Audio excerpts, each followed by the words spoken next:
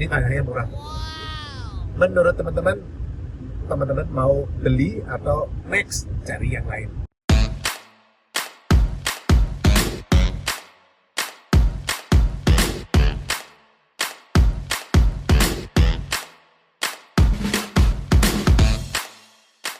Halo teman-teman, kita ketemu lagi di channel Pipo. Hari ini kita mengunjungi toko terakhir di Jawa Timur, ya kan? Kita kemarin sudah mengunjungi beberapa toko. Hari ini toko yang terakhir. Sebenarnya tadinya tidak rencana mengunjungi toko ini, tapi karena dalam perjalanan ke Jogja lewat, ya udah sekalian dah berhenti sambil bikin video untuk teman-teman Pipo. Toko ini saya beli 2018, unik juga tokonya. Kenapa? Karena saya dapat usulan lokasi ini dari salah satu member Pipo. Nah, kita jadi komunitas Pipo adalah komunitas untuk teman-teman yang ingin sama-sama kita belajar, sama-sama kita berbagi pengalaman, sama-sama berkomunikasi untuk membangun properti penghasil passive income gitu kan. Nah, kebetulan salah satu member komunitas ini tinggal di Surabaya. Nah, selama ini ngajuin lokasi ke franchisor itu sangat selektif karena itu tidak mudah. Contoh saya 2011 atau 2012 ya dulu ya, saya ngajuin 20 lokasi ke cabang Malang waktu itu. Saya terbang dari Jakarta ke Malang, terus lihat-lihat lokasinya, ternyata tidak ada satupun yang diterima. Jadi nyari lokasi nggak gampang ya kan. Makanya saya selalu ngomong ke orang-orang nggak gampang nyari lokasi. Nah, dia member komunitas Pipo ini ngajuin 2 di Jawa Timur. Dia pikir paling 2 juga nggak ada yang diterima, atau paling banter 1. Di luar dugaan, ternyata dua-duanya diterima teman-teman. Sehingga dia bingung. Pak Pipo, gimana ya? Saya 2 lokasi diterima ya Pak. Nggak enak nih sama franchisor. Kesannya saya main-main nih kalau cuma ngambil 1. Pak Pipo mau nggak ngambil 1 lokasi? Dulu kita tuker-tukeran lokasi masih memungkinkan. Kalau sekarang penuh, ada prosedur-prosedurnya. Kalau dulu masih gampang. Nah, lokasi ini kemudian saya lihat di Google Maps. Ya, saya waktu itu kayaknya nggak lihat Google Maps ya. Saya cuma pegangan karena franchisor sudah oke dan harganya properti ini cukup murah. Jadi saya nggak ambil pusing, langsung oke, deal. Nah, kemudian saya lihat lokasinya. Wah, kaget saya ternyata begitu lihat lokasinya setelah deal. Belakang sungai besar. Depannya saluran irigasi. Itu kurang perfect sih untuk lokasi. Karena kalau sungai di belakang berarti kan tidak ada penduduknya cuma dikit. Paling cuma 2-3 rumah, terus ada sungai. Jadi orangnya nggak banyak. Lalu depannya saluran irigasi juga sama, berarti kepotong kan. Orang nggak bisa nyebrang seenaknya saluran irigasi. Tapi ya itulah yang terjadi. Kemudian ya karena toko ini sudah komit ya tetap saya jalan, karena saya tanya franchisor lokasi ini seperti ini kok diterima, kenapa? Oh iya Pak, lokasi itu susah, memang daerah situ tuh susah Pak, nyari titiknya susah. Ada kali, ada saluran irigasi. Nah ini kebetulan ada lokasi yang menurut kita sudah terbaik untuk daerah itu. Oh ya sudah, saya ikut franchisor. Kemudian teman saya yang itu member komunitas Pipo juga mendirikan toko, jadi kita tokonya buka barengan. Dan uniknya teman-teman, pas buka barengan, toko dia penjualannya lebih jelek dari toko saya. Terus dia bilang, Wah Pak Pipo ini hoki ya di minimarket. saya tanya, loh Pak, Bapak kan yang milih duluan. Saya milih nomor 2, bekasnya Bapak, sisa-sisanya Bapak. Kenapa Bapak milih toko yang itu waktu itu? Oh iya Pak, saya pikir ini kan lebih dekat Surabaya, jadi pasti tanahnya nanti cepet naik daripada lokasinya Pak Pipo yang saya kasih ke Pak Pipo. Oh ya udah Pak, berarti memang kriteria kita beda. Bapak ngejar properti naik, kalau saya ngejar properti yang income-nya tinggi. Jadi saya nggak peduli naik atau nggak naik, karena bagi saya yang penting propertinya menghasilkan income. Saya tidak ada rencana untuk jual propertinya, jadi nggak ada masalah lokasinya nggak naik-naik pun nggak masalah buat saya. Ya naik syukur ya toh, tapi itu bukan tujuan utama. Tujuan utama saya adalah properti tersebut menghasilkan income yang bagus. Nah, seperti apa tokonya? Yuk kita lihat tokonya, nanti kita belajar sesuatu dari toko tersebut. Yuk!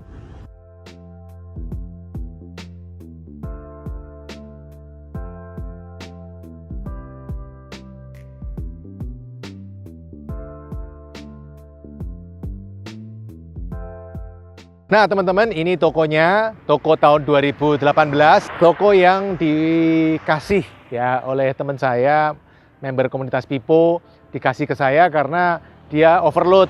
Ya, kebetulan saya pas suka dan disetujui franchisor, jadi kita jalankan.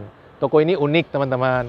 Di belakang toko ada sungai, di depannya ada saluran irigasi, sehingga susah untuk mencari lokasi yang cocok untuk didirikan toko di daerah ini.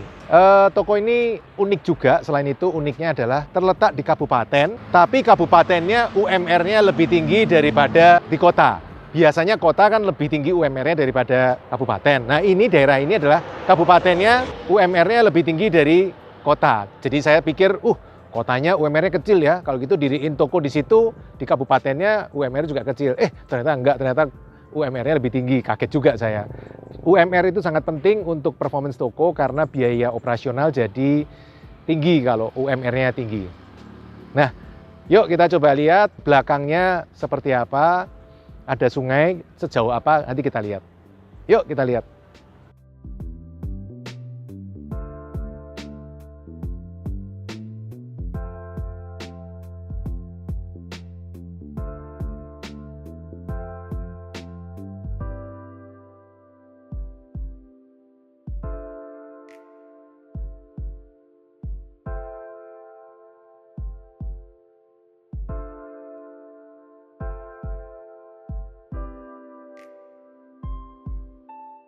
Ini sebelahnya ada gang teman-teman.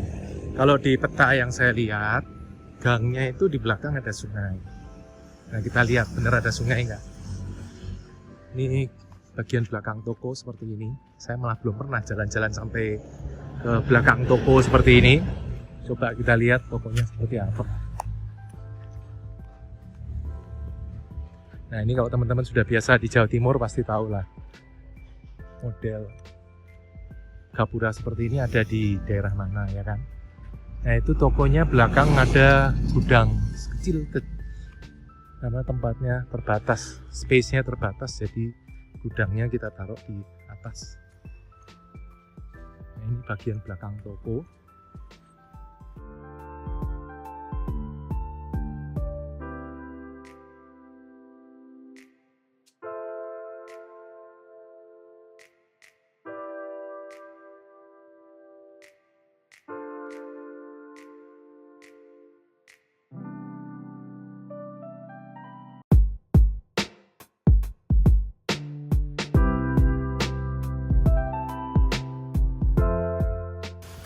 Nah itu belakangnya ada sungai teman-teman. Sungainya besar sekali, jadi tidak bisa ada rumah. Bukannya saya percaya Hong Shui atau nggak percaya Hong Shui, tapi waktu pertama lihat toko ini saya juga kaget. Belakangnya ternyata sungai. Nah kalau sungai kan berarti nggak ada rumah. Ya seperti kita tahu, minimarket yang penting kan ada duduknya teman-teman. Sekarang kita kembali lagi ke toko.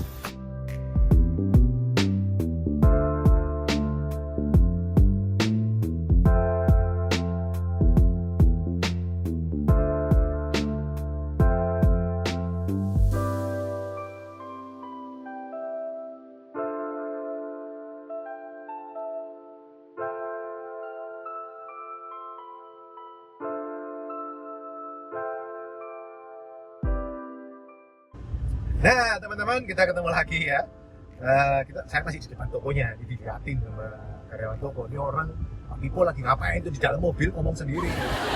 Teman-teman, tadi kita udah lihat di belakangnya ada sungai, di depannya juga ada saluran irigasi. Ini toko unik, belajar banyak pengalaman, dan lebih unik lagi toko ini di tikungan loh teman-teman. Jadi sebenarnya tikungan kurang sip ya teman-teman, karena orang sering kaget, habis tikungan tahu-tahu ada toko.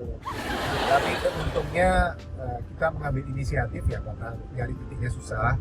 Ya 100 meter sebelum toko ini kita pasang 100 meter ada minimarket, supaya orang udah mulai ngerem kalau mau beli belanja di tempat kita ada kesempatan. Jangan sampai dia udah lewat nggak sempat berhenti, kan sayang, karena ini tikungan. Ya toko ini unik teman-teman. Ya uniknya seperti tadi yang saya bilang, selain sungai, saluran irigasi, tikungan, lokasinya juga unik karena UMR-nya tinggi. Jadi biaya UMR, biaya karyawan itu adalah biaya operasional yang paling besar. Bisa habis 50% dari gross margin itu untuk biaya karyawan. Karena itu UMR sangat sensitif untuk minimarket.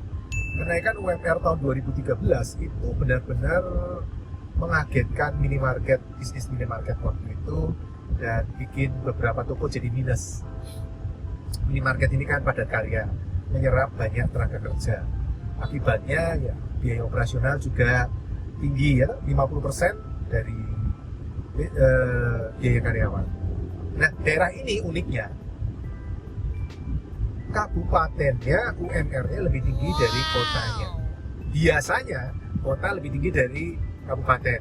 Nah, daerah ini kabupatennya lebih tinggi dari kota. Makanya waktu pertama dulu saya ngecek ini, kotanya UMR-nya cuma 2 jutaan. Oke lah.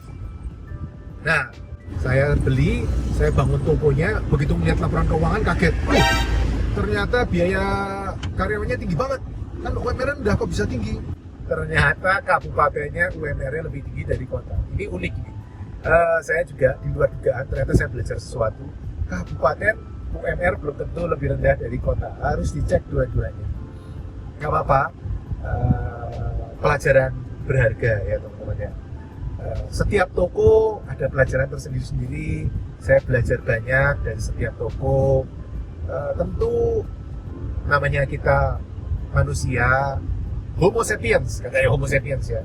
Homo sapiens itu manusia bisa sukses karena belajar dari banyak orang. Kita sebelum ada Homo sapiens ada manusia yang namanya Neanderthalensis. Lebih gede badannya, otaknya lebih besar, lebih pintar dari manusia. Tapi punah oleh Homo sapiens. Kalah bersaing dengan Homo sapiens. Kenapa?